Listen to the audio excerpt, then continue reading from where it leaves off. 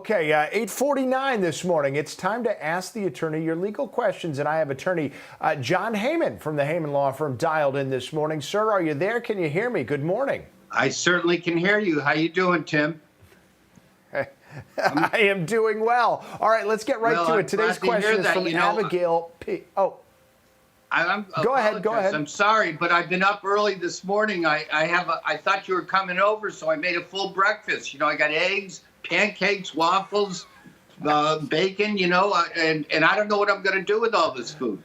So send the crew over. I suggest you eat it. It's all right. That way you don't have to go back to the grocery store for a while. Okay, today's question comes up from Abigail P. She wrote in to say, my daughter, who's 11 years old, and I were walking at the park in our town on Saturday when a dog that wasn't on a leash ran up to us, frightening my daughter, and the dog bit her. They said her face is swollen. She got 8 stitches from the bite. We have been very vigilant about social distancing, and now I'm frightened that I had to take her to the walk-in clinic. So what legal action should we take at this point? Well, one of the downsides or the plus side to the virus situation is that it's clearly bringing families together. I live in a neighborhood where there's a lot of sidewalks, and I often see people with their dogs walking on the sidewalks down the street. Sometimes that they're keeping the proper distance, other times they're not. And more often than not, the dogs are on a leash as they're supposed to by law.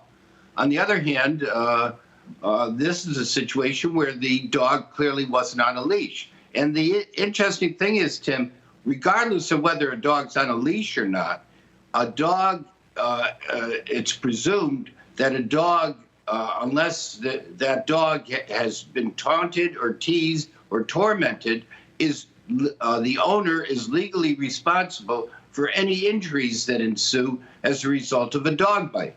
So in this case, this poor little girl bitten on the face, that's a terrible situation. And clearly, she's entitled to pursue a claim. The mother, on behalf of the child, is entitled to pursue a claim against the owner of the dog. I hope and presume they have homeowners insurance, which would cover the damage. In this situation, we typically take the dog to, we typically take the child to a plastic surgeon because, you don't want your child to go through their life with especially a female child, with a scar on her face for the rest of her life. And so we go to a plastic surgeon for a scar revision analysis. And after about 10 months, in due time, that's when it's the appropriate time to do a scar revision. So there is good news and bad news. Good news is that clearly you have a valid claim unequivocally. Right. The bad news is that there's this scarring. And I apologize, I lost one in my ear. I can hear you out of one ear, hopefully. But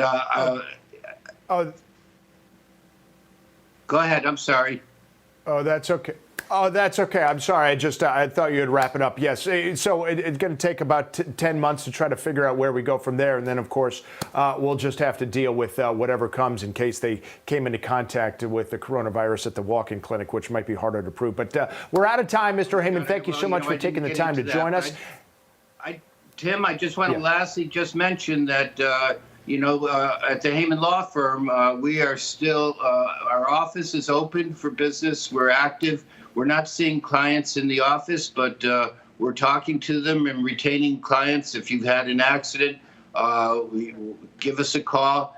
Everything is done through the internet, through DocuSign, and we'd be happy to represent you. And fortunately, auto accidents are down about 65%, so far fewer accidents these days. Very good. Okay, and 1-800-HEYMAN or HeymanLaw.com is where you can go. Again, thank you so much. And Keith will be back with more Setting the Line.